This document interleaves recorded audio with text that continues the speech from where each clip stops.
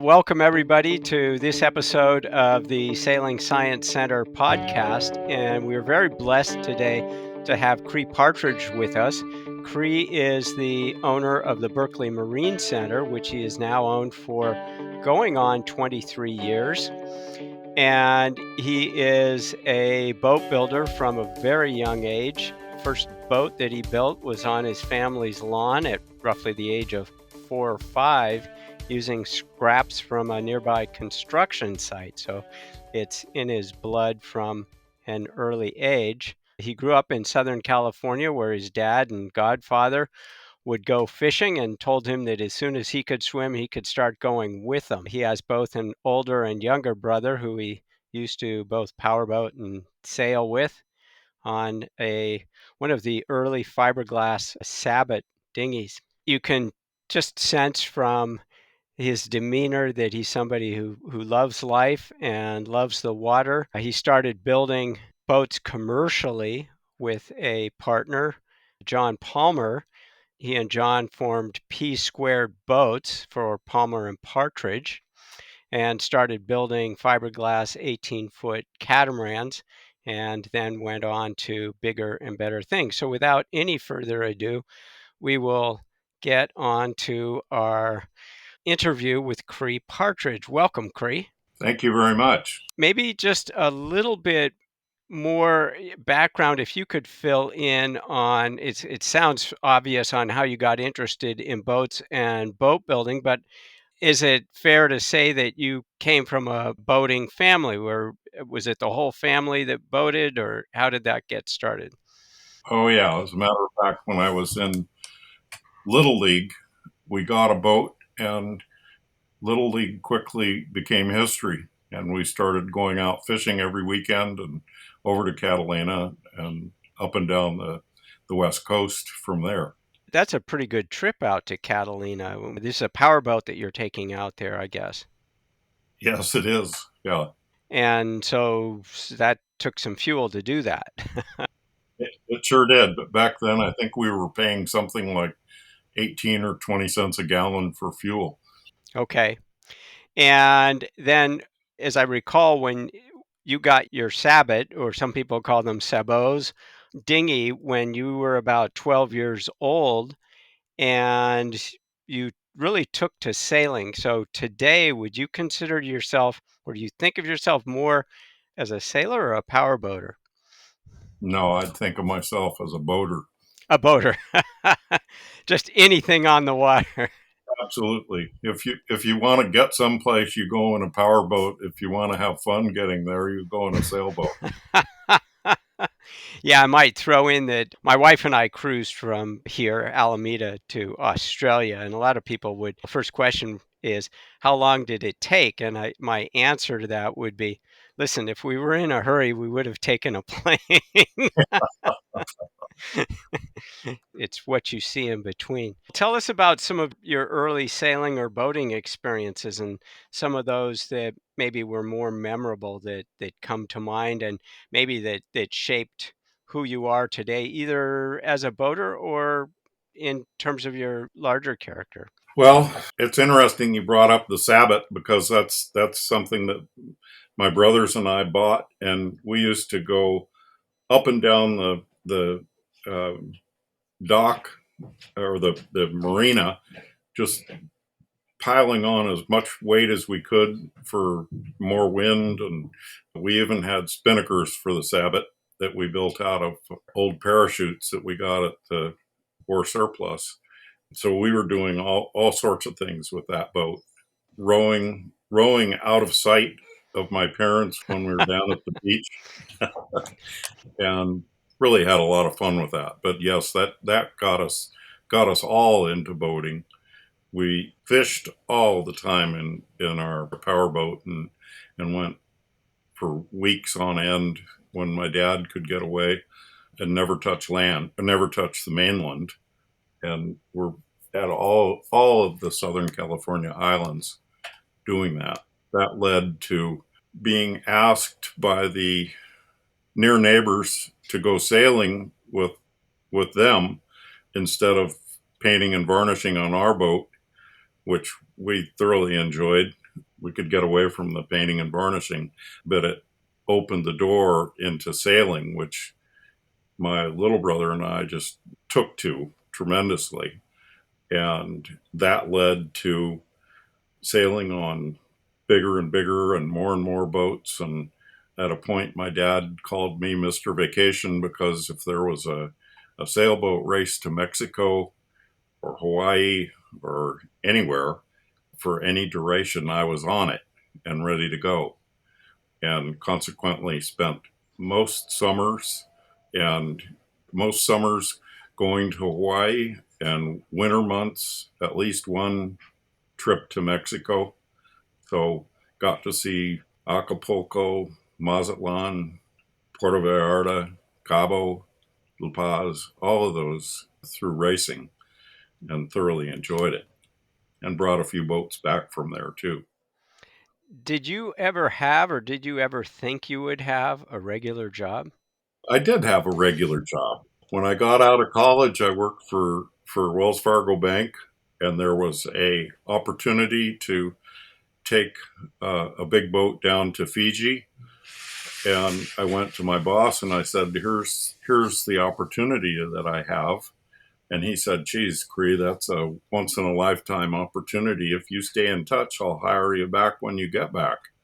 And that trip ended up with me going beyond Fiji to Australia and hitchhiking around Australia for a number of months and then running out of money.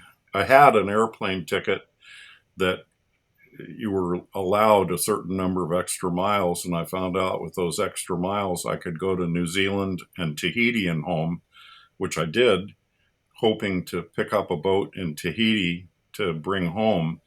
And it was badly damaged in a Tahiti race, which was not portrayed to me before I went there.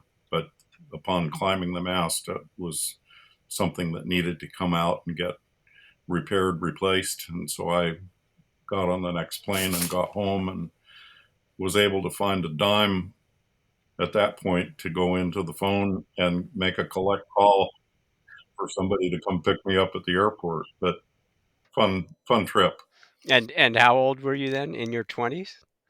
in my 20s. Yeah, Yeah. yeah. And then that's when I got back, got rehired, stopped working there and went to work for Union Bank. And that didn't last long because my partner, John Palmer, and I had been planning on starting a boat building business. And he and I decided that that would be a good thing to do.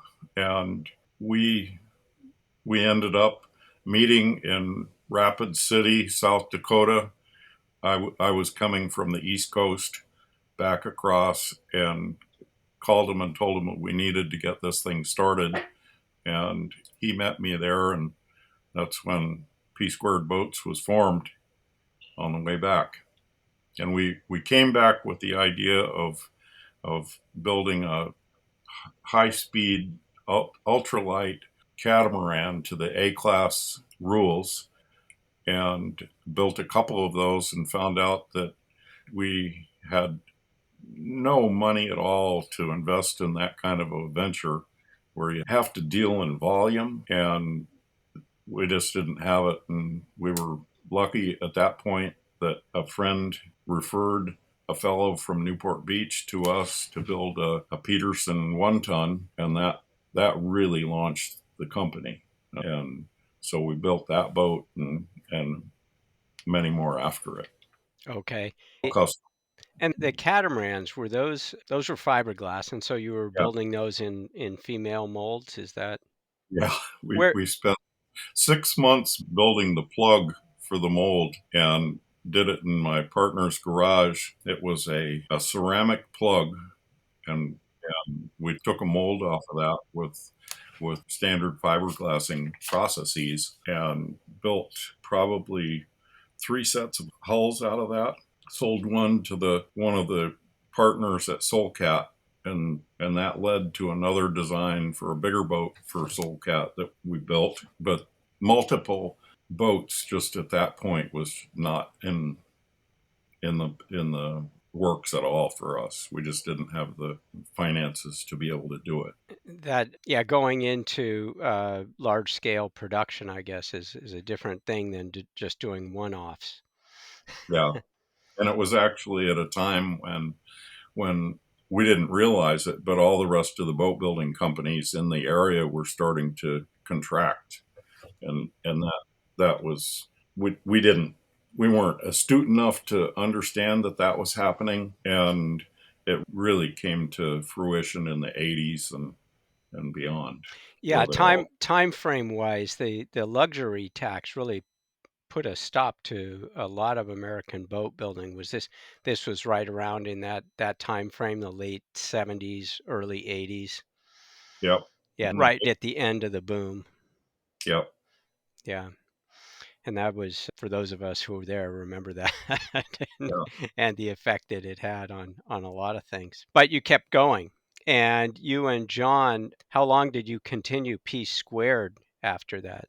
We, by 80, by 84, I think it was history.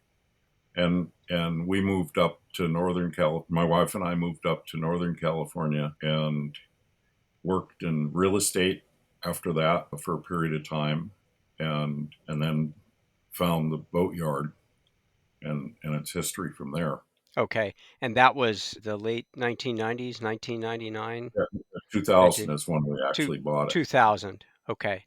And so then you've been running the Berkeley Marine Center since then, since 2000. Yeah, Yeah, good for you. Well, we are the Sailing Science Center. And as I mentioned to you before we started the interview, we do have one of our galleries is structures and materials. So I'd like to talk a little bit about that. And you've been in the business long enough that I'm guessing you have built boats out of, or repaired boats out of just about every material there is for building boats out of. Maybe you could talk to us and our audience a little bit about some of the different materials and what you've liked working with, what some of the properties of those different materials are. I'm sure that there are materials that are more suitable for some applications than others.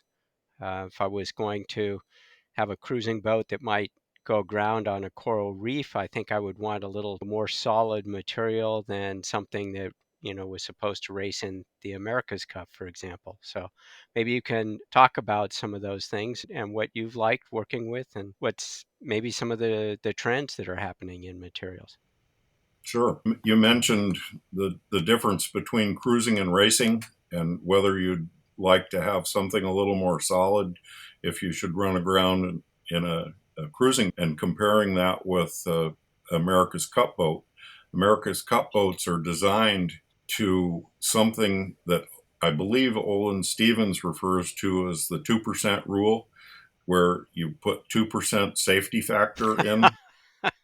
And a typical cruising boat is considerably different than that. You've got to be able to withstand a certain amount of wear and tear that's programmed in. Running aground is definitely something that should be programmed into any boat that's out cruising, because sure as heck you're going to run aground. There's a lot of ways of dealing with that.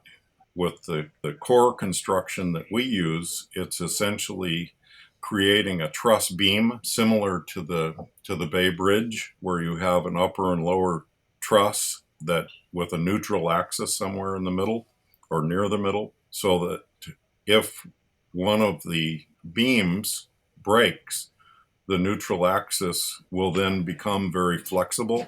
So that's what we design in, or look to design in, or look to lean on for a cruising boat. We just launched a scow bow cruising boat for a guy that went aground in a ferro-cement boat years and years ago, Barry Spanner, and he's back now with a cruising boat that is a core construction with shallow draft so that he can run aground. And the boat is essentially a monocoque boat where all of the bulkheads, all the furniture is bonded to the hull, making the hull a tremendously strong and stiff structure, albeit without carbon fiber or any exotic materials to speak of. That's a kind of a unique departure in the scow bow.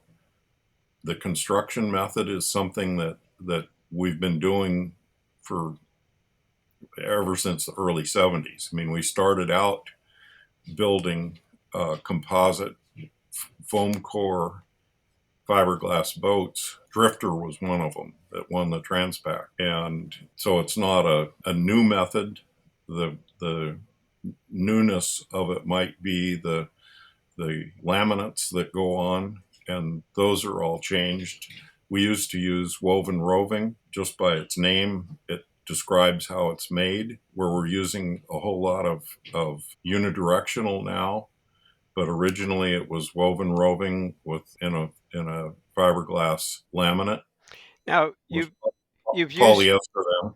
You've used Go ahead. you've used a number of terms here, and as I studied naval architecture, so these are familiar with me. But just for our listeners who might not know this, one of the things you referred to was the neutral axis, and I think this would be a great opportunity to talk about how we model boats structurally, and what is that? What is the neutral axis, and how are we thinking of this? Well, the neutral axis is not something that's necessarily. It definitely is not something that is only in naval architecture. It's a bridge building, a structure building technology that allows you to build a lighter, stiffer structure without and losing the weight means that there's less forces that are put on it just because of the way you're building it. So people often look at heavy cruising boats as, gee, that looks really, really safe. And I don't think that I would like to go. I don't necessarily think that I'd love to go ashore unintentionally on the Farallon Islands in a solid fiberglass full keel boat. I might rather go ashore on the Farallons in a lighter weight composite boat that would ride up over the rocks and so forth and keep me dry until it got thrown high enough on the beach to get out safely. I told you that Barry Spanner ran aground in his ferro-cement boat, and he barely made it out of there because the boat just disappeared on him. So he was lucky. Ferro-cement's kind of an interesting one, and maybe we could talk about this. This is not a very common boat building material. I guess it had its day.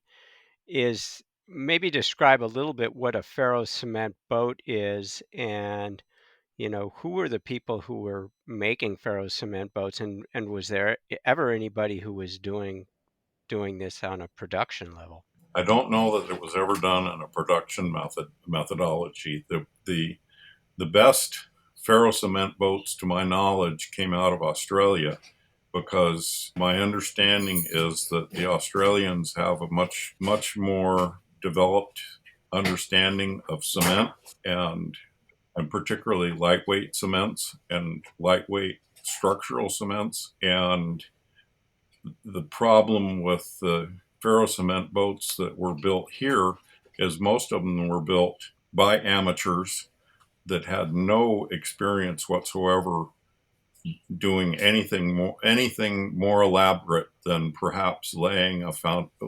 foundation or laying and finishing a concrete floor. And so they were going to the local ready mix and telling them to bring a dump, a load of material over, or to the pool guy and saying, "Come in with your gunite machine. I'm ready to finish this wire structure that I've made." One of the big problems with the ferro cement boats that we saw built here in the Bay Area and down in Southern California was all of the rebar that was used, covered with chicken wire, was not treated, and it all was rusted by the time they did anything to try and cover it.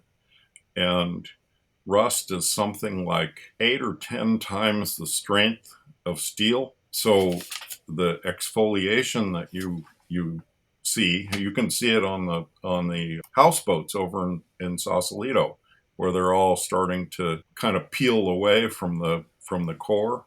And any new concrete barges that they build over there, now they're building it with epoxy coated rebar, which staves off that problem. But the original ferro-cement boats were big, heavy structures that were home built mostly. Back in the 60s, there was a naval architecture study that was done that indicated that I think it was done in Australia, as a matter of fact, over 55 feet, that ferro-cement could be the lightest, strongest structure for a boat.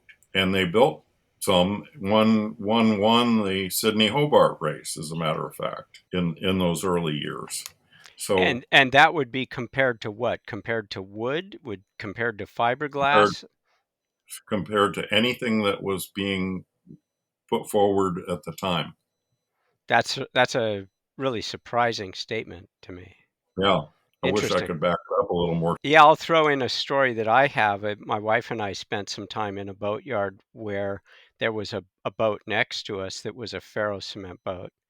And I guess they had just bought this boat and it was beautifully faired, epoxy faired and painted. And you would have no idea that this was a ferro cement boat. But I guess when these people bought it, the surveyor said, oh, there's a little bit of rust in some of the structure in the stern, right? Probably tapping it with a hammer or something. And so they were going to it and taking apart the rotten parts. And weekend after weekend, they were coming down and they were just tearing off more and more of this boat as they found more and more of this rot, this rust in the rebar and the chicken wire. And well, they eventually gave up. They called it a loss. And you wouldn't have known it from the outside of this thing. It was just because it was just beautifully finished. Uh, I remember back in the 70s, there was a big ferro-cement boat at Ardell's brokerage in Newport Beach that was finished the same way. Just absolutely gorgeous. You'd never know that it was ferro-cement. Don't have any idea what happened to it, but that's a pretty prestigious brokerage to have a boat in. And and I don't remember how much they were asking for it, but it was not a small item. It was probably 60 feet long or so. let's bring it around a little bit. What is, if you have one, what is your favorite boat building material? Wow, that's easy. It's fiberglass. We recently completed the 40-foot boat that's in our tent right now, and it's very similar to California Condor in hull shape form, but that's where it starts deviating. We weighed the hull with all of the structure in it, and it was 2,300 pounds complete. So we've probably taken half of the weight out of Condor's build with carbon fiber construction methodology. So and it's carbon fiber not with epoxy, carbon fiber with vinyl ester. So it And should be a good strong boat. why the choice of vinyl ester? Dollars, Okay. just yeah, And this, I'm assuming, is a cord construction. yeah, Yeah, yeah. maybe just say a little bit about what a cord construction is, because maybe not everybody knows what that is and why we would do that. Okay, getting back to the terminology of neutral axis and building an I-beam construction, the core is equivalent to the web frame in between the two skins on the hull. And there you can have balsa core was the original go-to material, which is end grain balsa that was very, very strong in shear, but its downfall was the fact that it would pick up moisture. So once it picked up moisture, it would rot and disappear, and so now you had two independent skins with nothing between, and so they started looking for a different core, and that's where the PVC core came in, which is what we first started working with, which was called Airex. And that was a closed cell, semi-rigid foam that would yield but wouldn't shear. Like if you go to Home Depot and look at the insulation foam that they have for houses, the sheet foam that they have, that's very friable. You can put your finger into it and take a chunk out. You can't do that with the PVC foams that we use now. And so that solved the water absorption issue. And you had a structure that properly used would last forever. I mean, there's a boat here in the Berkeley Marina that we built in '78 that's built with that core, and I've had the opportunity to take a core sample out of it where we were putting a new through hull in, and it looks just like the day that we built it, and that's a polyester boat, really old. And so this new boat that you've built that you said now is you've taken quite a bit of weight off from the Condor. It sounded like this is a carbon fiber skin. Is Yes, that it's all carbon. it's Yeah, all carbon? But right. you're categorizing that in the same category as fiberglass, as the composite. Yeah, just the type of fiberglass that that that we use and the different weaves and the different configurations of the cloth. With the original open weave material, you're picking up a lot of resin with the over and under weaving of the cloth. Now we're getting cloths that are 090, 45, 45 that are sewn together. So there's not much interstitial space there that resin can gather in. So it takes a lot of the weight out. And the less resin you have in there, providing you get good wet out to the cloth, you have a very, very strong structure. Hmm. And so, what is your resin to cloth ratio look like these days? Oh boy. You want a big lie? Yeah, give me a big lie. If you can get 50-50, you're really doing well. And we do a lot of vacuum infusion, vacuum bagging, pre-wetting materials before they go together, just to try and drive that down so that we get less resin. But when we're doing calculations, I think normally we're hoping for 50-50 and know that we're really not achieving exactly that. By the time you do by the time you do all of the interior bonding, you're filling weave to bond a new material to it, and you're doing well if you can accomplish that. Yeah, there's probably some fudge factor that gets applied into that. Recently, you were announced as having completed what may have been the first installation of a hydrogen fuel cell electric motor propulsion system on a sailboat. And this is kind of an interesting project and maybe cutting edge, maybe bleeding edge. Maybe talk a little bit about what was that about, and is this a project of interest, or is this the future in auxiliary propulsion on sailboats? We're all interested in cleaner modes of transportation. So maybe just share some of your thoughts and experiences from that, because I'm sure that there will be a lot of people who are interested in looking at that as, do I want to do that on my boat? To answer that last question is, if you're not planning on doing it, why not? And the first inquiry is that getting rid of petroleum products on boats has been a quest of mine for over 30 years. And with a friend of mine that we used to build catamarans for, bigger catamarans for, he and I spent a lot of time flying someplace because they said they had a hydrogen fuel cell or they had an electric motor that did this and that. And it all ended up being a wish and a prayer, but no delivery dates. And the electric motor, hydrogen, electric generators, all that kind of stuff is something that I really believe we should all be looking at. I was talking to a guy this morning who said, you know, you're right, because every single boat in the marina is pumping oil of some quality into the marina every time they pump their bilge. Never mind the exhaust that comes out that you're breathing, but every boat in the marina is pumping diesel, oil, pollutants into the water, and we just can't sustain that. I told my wife that I'm a reactionary environmentalist.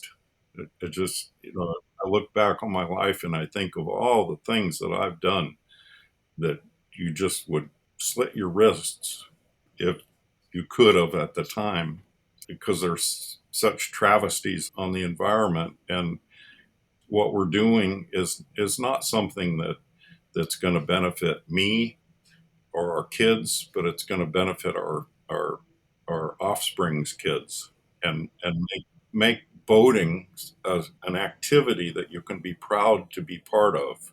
It's probably fairly, it's fair to say that most of us care about the environment and that hydrogen is a very clean fuel. The byproduct of that, when it's combined with oxygen, is just water. You could drink it. It'd be about the purest water you can get. But as compared to, say, a using lithium battery technology like what Tesla is developing, how does hydrogen fuel cells compare with that? And is that maybe another alternative we should be looking at?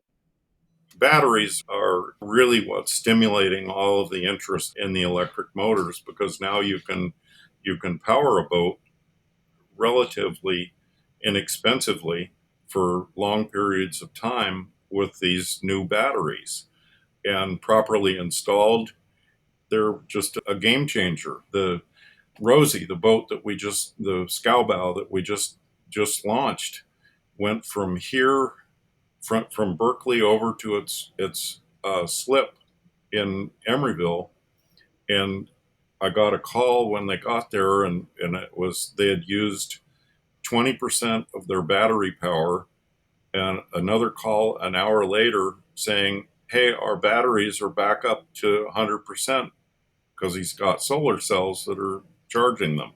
It's perpetual motion, if you. But you know, the batteries are part of the puzzle and a very welcome part. The hydrogen fuel cell can be a standalone item, but the battery in the middle between the hydrogen fuel cell and the motor gives kind of a sponge that can be filled with electricity to use at a later date if you don't need it, or it's just a good piece of the puzzle. On the boat that we're building, that's such a lightweight boat, we're going to definitely use the hydrogen fuel cell for propulsion, but we'll have a small battery pack in there for running things like electronics and sailing gear electronics, just to keep them alive. But moving the boat will be using hydrogen.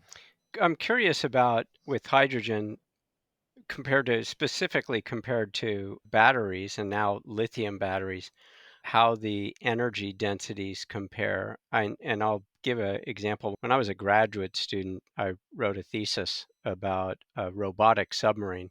And my role in this was the propulsion and control systems on the submarine, ballast, including ballast control. And the professor I was working for, he wanted to pump the ballast tanks just using a gear pump. And I said, wow, that's going to be really hard because you're going to have a lot of pressure head to work against with this gear pump. And I said, shouldn't we try and balance the pressure with regulated air pressure? And he didn't really like that idea, but I ended up doing the energy calculations and demonstrating that we had more energy density in the compressed air than we could get in it was at that time a lead acid battery. And eventually won the day with that, and that worked. So it all came down to energy density and could we store more energy in a given volume one way versus another one. We ended up using both. So comparing batteries and now lithium batteries to the hydrogen fuel cell and the hydrogen also being compressed, how do those compare in terms of basically just the amount of space that's taken up for the same amount of energy? Yeah, we're not there yet with that. The energy density equation is something that they're working with right now because you've got just comparing it to diesel. And if you have a gallon of diesel, there's a certain energy density there. Comparing that with hydrogen as a gas, even compressed, you just can't compress the gas enough to equal the density of the diesel until you get the hydrogen liquid. And dealing with liquid hydrogen requires a whole lot more infrastructure than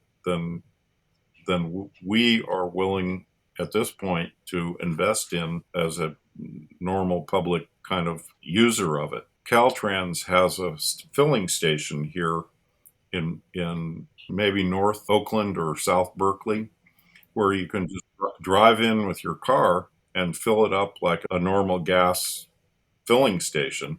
And I think that's at something in equivalent to 300 bars, 300 atmospheres roughly. And I noticed that the new ferry boat that's coming here that Bay Ship and Yacht built, it's up in the Northwest getting tested right now. And I think that their tanks are at 700 and some odd bars.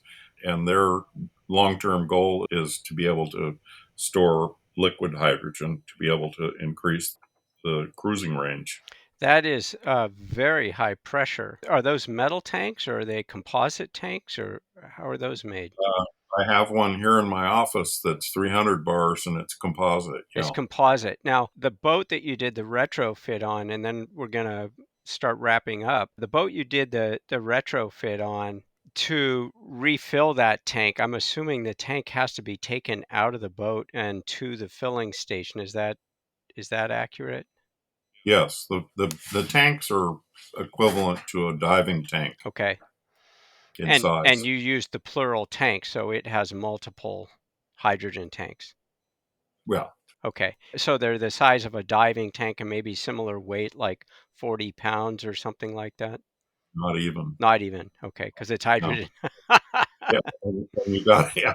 And it's really weird picking up something that you expect to be the weight of a diving tank and Yeah. it weighs nothing. Yeah. Very interesting technology, and I hope I can see that in action at some point. I want to mention here that we do have Charlie Deist is producing this call. And would just like to reach out to Charlie and say, Charlie, is there anything you want to add in, interject, or questions that you have for Cree as we draw toward the end of the hour? Well, when you're talking about energy density, this is a topic I've thought about a lot as it relates to the future of energy storage and in particular fuels or it's hard to imagine these things scaling up to the level of say industrial transportation or shipping containers, things like that. I've seen a couple of startups that are trying to bring back sail cargo, but I can't imagine the container ships operating on battery packs just based on the kind of back of the envelope energy density calculations if you compare a gallon of fuel to lithium batteries. So are you would you say that maybe hydrogen does represent some kind of a, I won't call it a middle ground, but do you think that there's a possibility there for the big ships and trucks and airplanes to eventually be operating more so on hydrogen? I do. As a matter of fact, Maersk has, I believe, commissioned either two or three ships, container ships, that are going to be electric powered with hydrogen as the primary fuel. So it's getting big. If you look at all the trains that are going around here, they're all electric powered. Right now they're diesel electric powered, but you've got big electric motors that are pushing all of the cargo across the United States, and the only missing link is the fuel that they use and how they use it. So, in terms of actually generating the fuel or generating the hydrogen power, where are the biggest costs and bottlenecks in that process? Because you hear about electric cars and they're running on, it's not free electricity. It's being generated usually by natural gas or maybe some kind of a clean coal. So maybe it's more environmentally friendly than diesel, but there's also the costs of mining the materials for the batteries and the additional upfront production costs. Is it the same way with hydrogen, or is there a more favorable energy return on energy invested? There's a lot of questions in what you just said, and it's a big topic. But looking at the cost of hydrogen right now, the biggest cost of hydrogen is in the production, and it's largely petroleum based production that's creating the hydrogen. And the bulk of the hydrogen that's produced today is being used in fertilizers, which is kind of interesting. We are initiating a venture here to create hydrogen gas from solar power. And it's something that's not a new technology or anything like that. Boeing has been doing it for quite some time, and they're using the hydrogen gas to power a jet airplane, and it's all solar powered.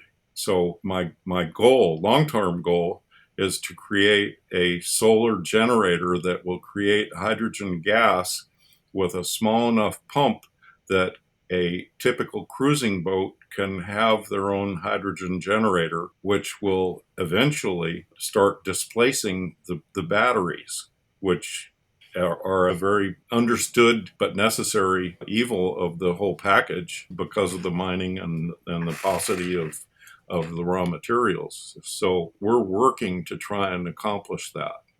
And that's something, Jim, that somehow, some way ought to be in the sailing museum because it's coming. And just to carry that a bit further, we've converted close to 20 boats in the last 24 months to electric power. So it's not something that's just a figment of our imagination. We have proposals out now on another 6 or 8 boats, and we're only limited by the ability to install them. So you're doing nearly a boat a month on average. Almost. And what is the largest boat you've done an electric conversion on?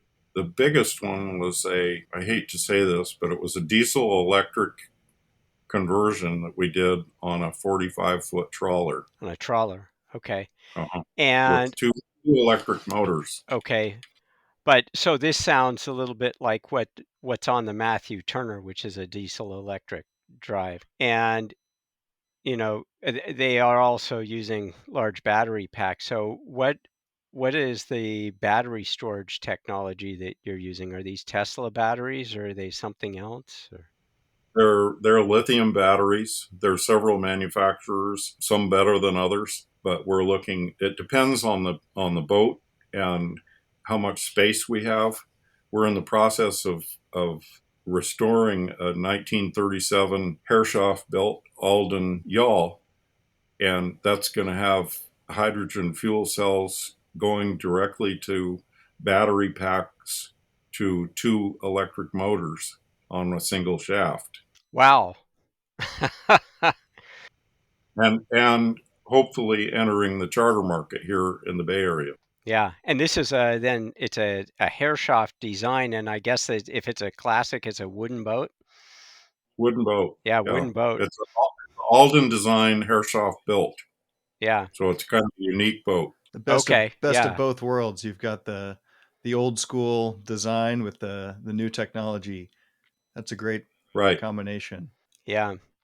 Well, Yeah, I know. I think that we're what you were saying, if I can just add one more thing, Jim, yeah, what you're please. saying about generating with solar, but storing through some kind of a liquid fuel. I guess hydrogen, it is in its liquid form when you're burning it in this kind of, or when you're generating from hydrogen, or is it is it a gas form? Gas. Okay, but it's in any event, it's sort of you're not storing it as electrical energy or potential energy in a battery. You're storing it as in a chemical form that's closer to liquid fuel and much closer in terms of the energy density. It sounds like. Yeah, I'm not sure I completely understand the question, but we're storing it as a gas, as a raw gas.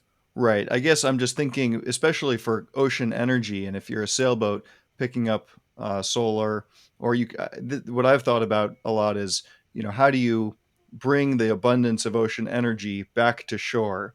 I don't think it's going to be through transmission cables and connecting to the grid. I think that you have to use it when it's available, whether it's wind or sun, and convert it into something that's more dense, and then transport that back to shore, or use it in some other capacity. But you're solving the mismatch where sunlight is intermittent, or it's only available during the day, and then you're also solving the energy density problem there. So very cool. Just wanted to say that. And I also want to mention that I have a boat in Berkeley Marina, and so Berkeley Marine Center has been my go-to place for all kinds of things, from sanitation hose to little cotter pins. And so thank you very much for that.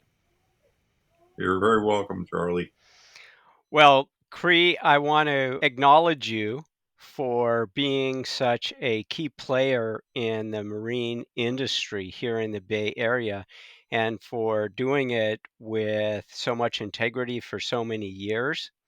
And I want to thank you for taking the time today to talk to the Sailing Science Center and to educate us about the technology and the technology trends, and something that I had no idea was moving at a rate as fast as it is, namely the conversion of auxiliary power to electrical on sailboats and other boats. I had no idea that that was going at that rate, and to acknowledge you for your part that you're playing in that. And just want to thank you again from the Sailing Science Center, and send out a big shout out and a plug to the Berkeley Marine Center. If anybody needs to get any work done on your boat, the Berkeley Marine Center is known as a marine center that helps people to build their dreams.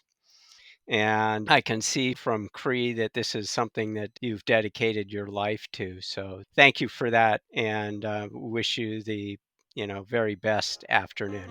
Thank you very much. Thank you, Charlie.